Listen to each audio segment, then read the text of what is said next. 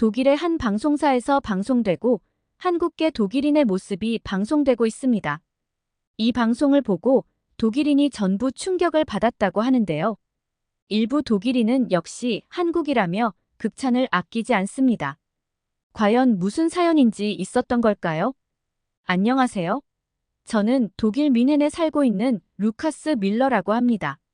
저에겐 특별한 여자친구가 있어요. 20세가 되던 해에 처음 만나 지금까지 사랑을 이어오고 있는 중입니다. 사실 한국에 이런 사연을 보내게 될 줄은 전혀 몰랐네요.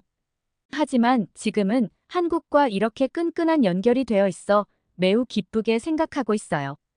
오늘은 제 인생을 바꾼 특별한 경험, 그리고 저와 그녀를 연결해준 한국과 태권도에 관해 소개해 드리려고 해요. 대학생이던 약 7년 전, 저는 처음으로 아시아 여행을 절친한 친구들과 함께 떠났습니다. 중국 베이징에서 시작해 상하이를 둘러본 후 한국을 방문하게 됐죠. 한국은 제게 완전히 새로운 곳이었어요. 대도시 서울에서 즐거운 시간을 보내며 한국 문화의 활기와 현대성에 깊은 인상을 받았죠. 원래 계획으로는 서울에서 곧바로 일본으로 향할 예정이었어요. 하지만 우연히 무주에서 2017년 세계 태권도 선수권 대회가 열린다는 소식을 듣게 됐죠. 저희는 즉흥적으로 일정을 변경해 무주로 향했어요. 이 결정이 제 인생을 바꿀 줄은 그때는 몰랐습니다. 사실 태권도는 제 인생에서 아주 특별한 의미를 가지고 있어요. 저와 절친한 친구 2명, 저희 셋은 어릴 때부터 같은 태권도장을 다니며 함께 자라왔거든요. 그래서 태권도에 대한 관심이 남달랐죠. 저희에겐 단순한 운동이 아니라 우정을 다지고 성장하는 터전이었습니다. 비록 선수로서 큰 성공은 거두지 못했지만 저 역시 독일에서 태권도를 사랑하는 한 사람이었어요. 그래서 2017년 세계 태권도 선수권 대회 소식을 들었을 때 가슴이 두근거렸어요. 전 세계의 태권도 스타들이 한자리에 모이는 대회라니 그들의 경기를 직접 볼 수 있다는 생각에 흥분됐죠. 특히 우리나라 독일 선수들을 응원하고 싶은 마음이 컸어요. 그래서 서울에서 꽤 먼 거리임에도 불구하고 무주까지 가기로 결심했던 거예요. 무주에 도착해서 대회장의 분위기를 느꼈을 때 그 감동은 정말 말로 표현하기 어려웠어요. 타지에서 세계 선수권을 직접 보는 건 처음이었거든요. 각국의 선수들이 펼치는 고난도 기술과 열정적인 경기, 그리고 전 세계에서 모인 관중들의 함성까지 모든 것이 새롭고 가슴 벅찼어요. 비록 저는 관중석에 있었지만 그들과 함께 호흡하며 응원하는 그 순간들이 제겐 정말 소중한 경험이 됐죠. 대회를 통해 태권도의 세계적인 위상과 그 깊이를 새삼 실감할 수 있었어요. 동시에 제가 어릴 때부터 해온 태권도에 대해 더 큰 자부심을 느끼게 됐고요. 현재 저는 뮌헨에서 태권도장을 운영하고 있어요.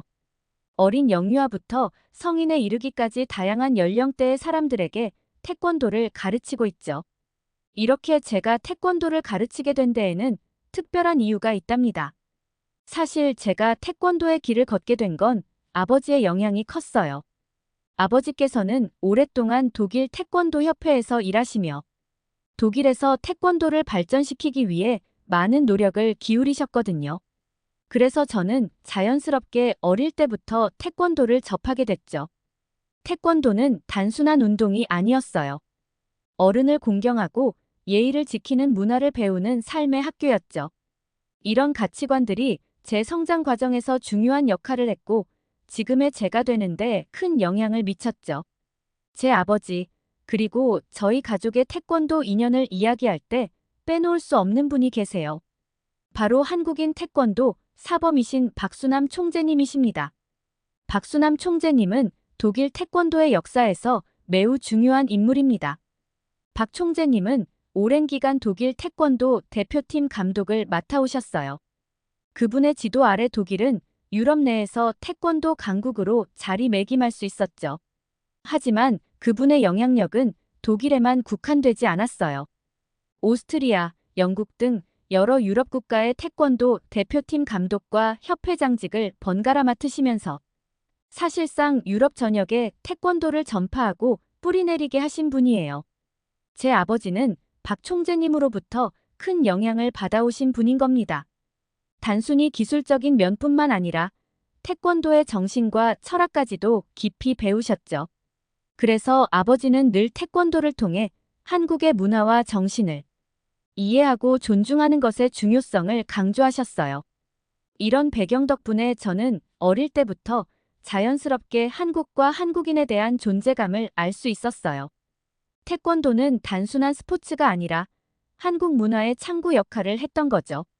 박 총재님과 같은 분들의 노력으로 태권도는 독일을 비롯한 유럽에서 매우 인기 있는 무예로 자리 잡았고, 이를 통해 많은 유럽인들이 한국 문화에 관심을 갖게 되었어요. 대학 시절, 저는 선수로서의 꿈을 이루지 못했지만 그 경험이 오히려 새로운 길을 열어주었어요. 아버지께서는 제게 지도자의 길을 제안하셨죠. 어린 친구들과 유소년들을 가르치는 게 내 적성에 맞을 것 같다고 하셨어요.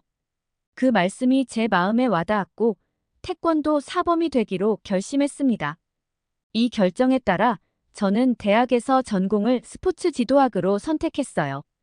태권도를 가르치는 데 필요한 이론과 실무를 체계적으로 배우고 싶었거든요.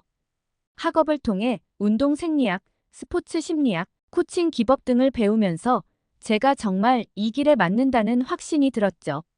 전공을 선택하고 1년 후인 2018년 저에게 특별한 기회가 찾아왔어요. 아프리카 튀니지에서 열리는 세계 태권도 주니어 대회를 직접 참관할 수 있게 된 거죠. 이 대회는 제게 정말 의미 있는 경험이었어요. 특히 주니어 선수권에 출전한 우리 독일 선수들을 직접 볼 수 있었던 건 정말 가슴 벅찬 순간이었어요. 튀니지에서 젊은 선수들의 열정과 기량을 직접 목격하면서 제가 앞으로 해야 할 일에 대한 확신이 더욱 커졌어요. 그들의 경기를 보며 제가 가르칠 학생들의 모습을 그려볼 수 있었고, 그들을 세계 무대로 이끌어줄 수 있는 지도자가 되고 싶다는 열망이 커졌죠. 2018년 튀니지에서 열린 세계 태권도 주니어 대회는 제 인생의 큰 전환점이 되었어요. 그곳에서 저는 운명 같은 여성을 만났습니다. 바로 지금의 제 여자친구인 줄리아 슐츠입니다.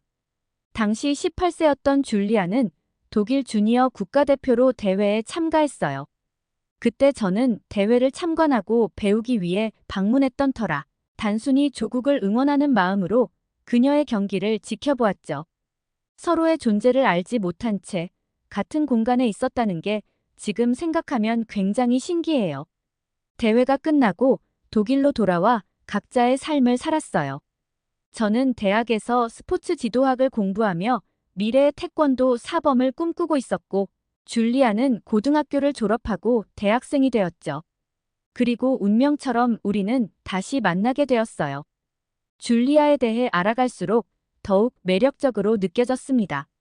그녀는 한국과 독일의 혼혈이었는데 어머니가 한국인이었어요.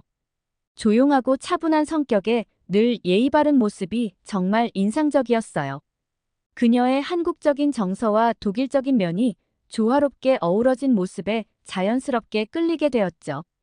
서로 집이 멀리 떨어져 있었지만 서로에 대한 마음이 커져 장거리 연애를 시작하게 되었습니다. 거리가 멀다는 건 우리의 사랑을 더 깊게 만드는 요인이 되었죠. 만날 때마다 더욱 소중하게 느껴졌고 서로를 위해 노력하는 과정에서 관계가 더욱 단단해졌어요. 줄리아는 성인이 된 후에도 국가대표로 발탁될 만큼 뛰어난 태권도 선수였습니다. 평소에는 조용하고 차분한 모습이지만 훈련할 때나 대회에 나가는 모습은 정말 달라요. 그녀의 눈빛이 변하고 강인한 정신력과 집중력을 보여주죠. 그런 모습을 볼 때마다 저는 그녀에 대한 존경심과 사랑이 더욱 커져요. 우리의 관계는 태권도라는 공통점을 넘어서 서로를 이해하고 지지하는 깊은 유대감으로 발전했습니다. 우리의 사랑은 거리와 시간의 제약을 넘어 깊어져 갔어요. 바쁜 일정 속에서도 잠깐의 여유만 있으면 서로를 보기 위해 먼 거리를 달려갔죠. 그 짧은 만남의 순간들이 우리에겐 너무나 소중했어요. 하지만 운명은 우리에게 예상치 못한 시련을 안겨주었습니다. 몇 년 전, 제가 태권도장을 막 시작했을 무렵, 충격적인 소식을 들었어요. 줄리아가 대회 중 심각한 부상을 입었다는 거였습니다. 그 소식을 들은 순간 제 마음은 산산조각 났어요. 당장이라도 그녀 곁으로 달려가 보살피고 싶었지만 현실적인 제약으로 그러지 못했죠. 그녀를 직접 돌볼 수 없다는 사실이 저를 더욱 괴롭히고 말았죠. 우리는 전화와 메신저로 서로의 상황을 주고받았어요. 그녀의 부상 상태와 일상을 묻고 들으면서 점점 더 심각한 상황임을 깨달았죠. 선수에게 있어 치명적인 부상은 곧 선수 생명의 종말을 의미할 수 있다는 걸 우리 둘 다 잘 알고 있었습니다. 특히 전화 통화 중 울먹이던 그녀의 목소리를 들었을 때 제 가슴이 찢어지는 것 같았어요. 그 순간 직감적으로 알았죠. 이번 부상이 단순한 회복의 문제를 넘어선다는 것을요. 사실 줄리아는 오랫동안 부상과의 싸움을 이어왔어요. 회복과 재활, 그리고 또다시 찾아오는 부상의 악순환 속에서 그녀는 끊임없이 자신과 싸워왔죠. 그녀의 강인함과 의지에 늘 감동하면서도 한편으로는 그녀의 몸을 걱정하지 않을 수 없었습니다. 결국 우리가 가장 두려워하던 일이 현실이 되고 말았죠. 지속적으로 그녀를 괴롭히던 고질적인 무릎 부상으로 인해 더 이상 선수로서 활동할 수 없다는 진단이 나온 거예요. 줄리아에게 태권도는 단순한 스포츠가 아니었습니다. 그것은 그녀의 정체성이자 삶의 의미였죠. 어린 시절부터 꿈꿔온 올림픽 금메달의 꿈이 이렇게 끝나버린다는 사실에 그녀는 큰 상실감과 허무함을 느꼈을 겁니다. 줄리아의 강제 은퇴 소식을 듣자마자 저는 모든 것을 제쳐두고 그녀가 있는 베를린으로 향했어요. 뮌헨에서 베를린까지의 거리는 한국으로 치면 체감상 서울과 부산만큼 끝과 끝이라고 할 수 있죠. 그만큼 멀었지만 그녀의 깊은 실망감과 좌절을 생각하면 한시도 지체할 수 없었어요. 베를린에 도착한 건 한밤중이었어요. 그녀를 놀라게 해주고 싶어서 미리 연락하지 않고 집 앞으로 찾아갔죠. 그리고 조용히 그녀에게 전화를 걸어 밖으로 나오라고 했어요. 줄리아가 집 앞에 나왔을 때 그녀의 놀란 표정을 잊을 수 없어요. 저는 아무 말 없이 그녀를 꼭 안아주었어요. 그 순간 줄리아는 제 품에 안겨 한없이 눈물을 쏟아냈죠. 그동안 참아왔던 모든 감정이 한꺼번에 터져 나오는 것 같았어요. 저는 그저 그녀를 안은 채 등을 토닥여주며 위로했습니다. 한참을 그렇게 울던 줄리아가 마침내 고개를 들었을 때 그녀의 눈에서 이전과는 다른 빛을 발견했어요. 놀랍게도 미소를 지으며 함께 결혼을 하고 태권도장을 함께 운영하는 게 어떻냐고 물었어요. 태권도도 세계에 알리며 여행도 해보고 싶다고 말했죠. 순간 저는 그녀에게 존경심이 들었어요. 큰 좌절을 겪고도 이렇게 빠르게 새로운 꿈을 찾고 위기를 기회로 바꾸는 그녀의 모습에 감동했죠. 줄리아의 강인함과 긍정적인 태도는 저에게도 큰 힘이 되었습니다. 우리는 베를린의 거리를 걸으며 미래에 대해 이야기를 나눴어요. 줄리아의 선수 경험과 제가 태권도장을 운영하며 쌓은 노하우를 합치면 분명 독일 태권도계에 새로운 바람을 일으킬 수 있을 거라 확신했죠. 그렇게 우리는 함께 앞으로 나아가기로 결심했어요. 줄리아의 선수 생활은 끝났지만 그것은 우리의 새로운 여정의 시작점이 되었던 거죠. 줄리아의 재활 치료가 순조롭게 진행되어 일상생활로 돌아갈 수 있을 즈음 우리는 큰 결심을 하게 되었어요. 바로 결혼을 약속하고 한국으로 여행을 떠나기로 한 거죠. 이 결정은 우리에게 새로운 시작을 의미했어요. 줄리아의 뿌리를 찾아가는 여정이자 우리가 사랑하는 태권도의 본고장을 함께 경험하는 특별한 시간이 될 거라고 생각했죠. 사실 독일을 비롯한 유럽에서 한국의 위상은 제가 어렸을 때와는 비교할 수 없을 정도로 높아졌어요.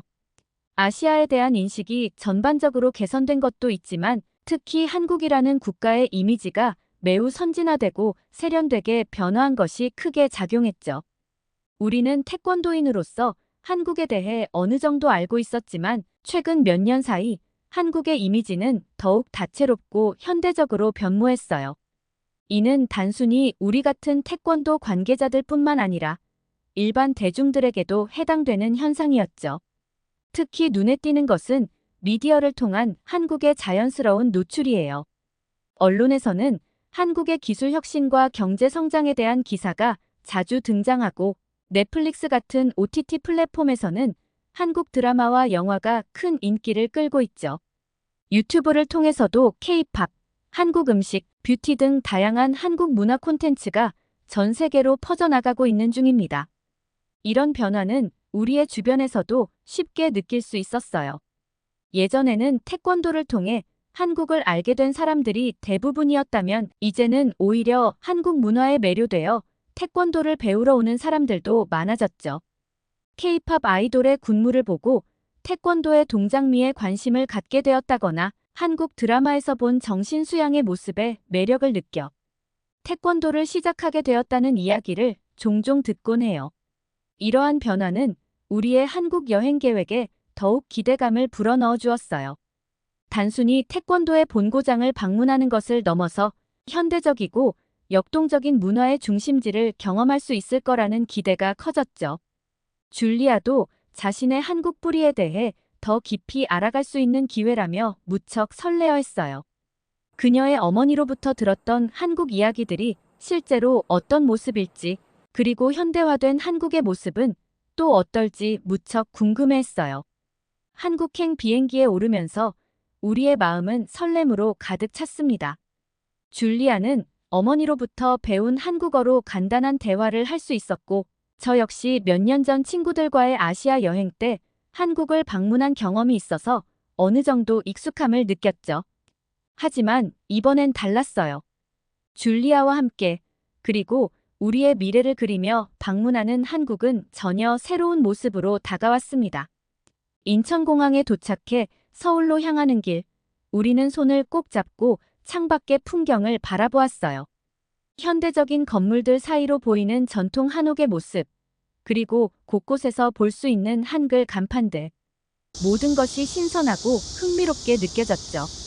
우리의 첫 목적지는 태권도의 성지, 국기원이었어요.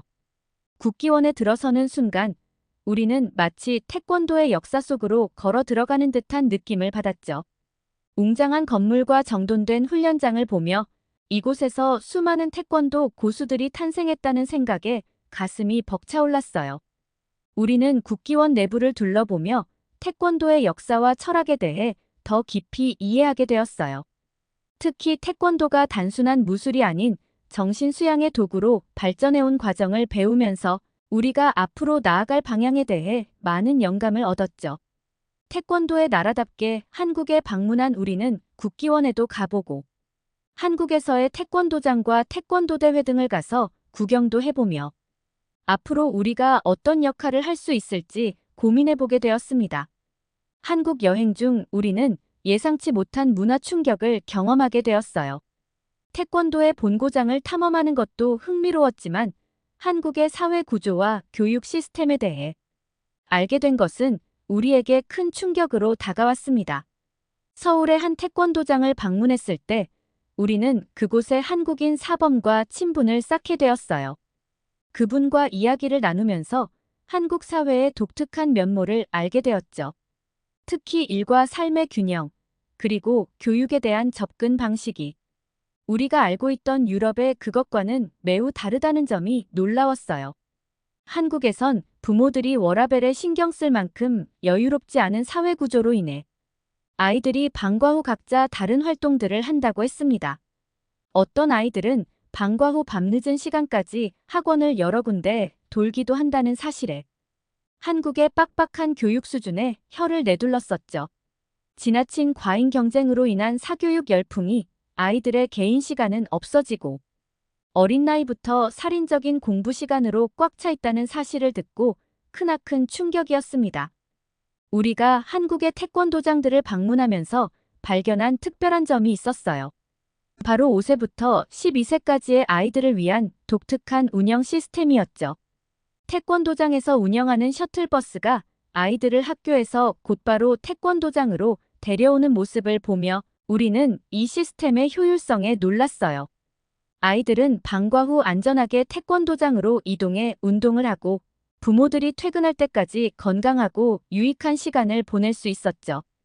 태권도 관장님께서는 단순히 태권도만 가르치는 것이 아닌 아이들의 전인적 성장을 돕는 교육기관이 되려고 노력한다고 하셨어요. 운동뿐만이 아니라 예의범절, 자기관리, 때로는 숙제 지도까지도 해주신다고 설명해 주셨어요. 이 말씀을 들으며 우리는 서로를 바라보았어요. 이는 단순한 운동 교육을 넘어선 종합적인 아동 교육 시스템이었죠. 한국의 바쁜 사회 구조 속에서 태권도장이 아이들의 안전한 피난처이자 성장의 장소로 자리 잡은 것이었어요. 이 경험은 우리에게 태권도장 운영에 대한 새로운 시각을 제공해 주었습니다. 단순히 운동을 가르치는 곳이 아니라 아이들의 종합적인 성장을 돕는 교육기관으로서의 태권도장. 이는 우리가 앞으로 독일에서 실현하고 싶은 새로운 비전이 되었죠. 그렇게 한국에서의 남은 시간은 부산의 아름다운 해변과 제주도의 푸른 자연을 둘러보며 우리는 한국의 다양한 매력을 만끽했습니다. 각 지역마다 독특한 문화와 풍경을 접하면서 우리의 마음속에는 한국에 대한 더 깊은 애정이 자리 잡았어요. 그렇게 뜻깊은 시간을 보내고 우리는 다시 독일 땅을 밟았어요. 비행기에서 내리는 순간부터 우리의 머릿속은 한국에서 보고 배운 것들로 가득 찼어요. 특히 태권도장 운영 시스템에 대한 새로운 아이디어들이 끊임없이 떠올랐죠. 베를린에 도착한 후 우리는 줄리아의 집 근처에서 하룻밤을 묵기로 했어요. 오랜 여행으로 지친 몸이었지만 마음만은 새로운 계획들로 가득 차 있었죠. 저녁 식사를 간단히 한 후 어두워진 밤 숙소로 걸어가던 중 식당에 저의 핸드폰을 두고 왔지 뭡니까? 깜빡한 걸 알아차린 후 저는 금방 뛰어갔다 오겠다며 여자친구를 잠시 기다리게 하고 저는 헐레 벌떡 식당에 뛰어갔다 왔습니다. 다행히 식당 매니저가 제 핸드폰을 안전하게 보관하고 있었죠. 핸드폰을 찾고 급히 식당을 나서며 저는 줄리아를 향해 달렸어요. 그때서야 우리가 헤어졌던 장소가 꽤 어두운 곳이라는 걸 깨달았죠. 멀리서 이상한 소리가 들리더니 가까이 다가가 보니 놀라운 광경이 펼쳐져 있었어요. 두 명의 남성이 길바닥에 쓰러져 있었고 줄리아는 가방을 바닥에 던진 채 또 다른 남성을 제압하고 있었어요. 순간 상황을 파악하고 저도 재빨리 뛰어들어 남은 괴한을 제압했죠. 그리고 바로 경찰에 신고했어요. 그 다음에 알게 된 사실이지만 제가 핸드폰을 찾으러 갔을 때 이 강도들이 혼자 남은 줄리아를 노렸던 거였어요. 하지만 그들은 상대를 잘못 골랐죠. 전직 국가대표 출신 태권도 선수를 덮쳤을 거라고는 생각도 못했을 겁니다. 무작정 여성인 걸 보고 덤빈 두 명의 강도들은 제 여자친구의 돌려차기 한 방에 머리를 맞고 기절했고 다른 한 명은 끝까지 저항하고 덤비다가 현란한 발차기에 두들겨 맞고 옆구리 갈비뼈가 골절되어 쓰러지게 되었던 겁니다. 경찰이 도착하고 상황이 정리되는 동안 저는 줄리아를 새로운 시선으로 바라보게 되었어요. 평소에 얌전하고 차분한 모습과는 달리 위험한 상황에서 보여준 그녀의 강인함과 침착함이 놀라웠죠. 특히 그 순간 그녀의 눈빛은 제가 전에 시합장에서 봤던 그 강렬한 전사의 눈빛 그대로였어요. 이런 숨겨진 모습에 더 사랑에 빠지게 된 것 같아요. 이 영상이 독일 뉴스에 방송되면서 한국 태권도가 대체 얼마나 대단하길래 이렇게까지 범인을 제압할 수 있는지 큰 이슈를 끌었어요. 방송에서는 인터뷰 요청이 계속 오고 여자친구는 독일에서 유명 인사가 되었어요. 그 후로 저희 태권도장도 아주 유명해졌죠. 태권도는 독일에서 인기 스포츠는 아니지만 영향력이 점점 커져가고 있는 추세이죠. 전국민적인 인기는 아니지만 한국의 태권도를 독일 내에서 영향력이 커질 수 있도록 역할을 이어나가고 싶은 마음이 큽니다. 여자친구와는 결혼해서 뮌헨에서 살기로 했어요. 독일 최고의 프로축구팀인 바이에른 뮌헨이 있는 그 뮌헨이 맞습니다. 저 역시 축구팬으로 뮌헨 팬이고 특히나 한국 축구대표팀 선수인 김민재가 뮌헨에서 활약을 하며 저와 여자친구는 언제나 김민재 선수를 응원하고 있죠. 올해 2024년엔 한국의 춘천에서 세계 태권도 선수권 대회가 열려 다음 주에 한국을 방문할 예정이에요. 또 한국을 여행하고 방문할 생각을 하니 설레입니다. 오늘의 소식은 여기까지입니다. K문화가 대세인데 태권도까지 전 세계인을 사로잡고 있네요. 독일에서 태권도를 알리고 태권도장을 운영하는 커플로 큰 역할을 해주시기를 바라겠습니다. 오늘의 영상이 즐거우셨다면 구독과 좋아요, 알림 설정까지 부탁드리겠습니다. 김동포착이었습니다. 감사합니다.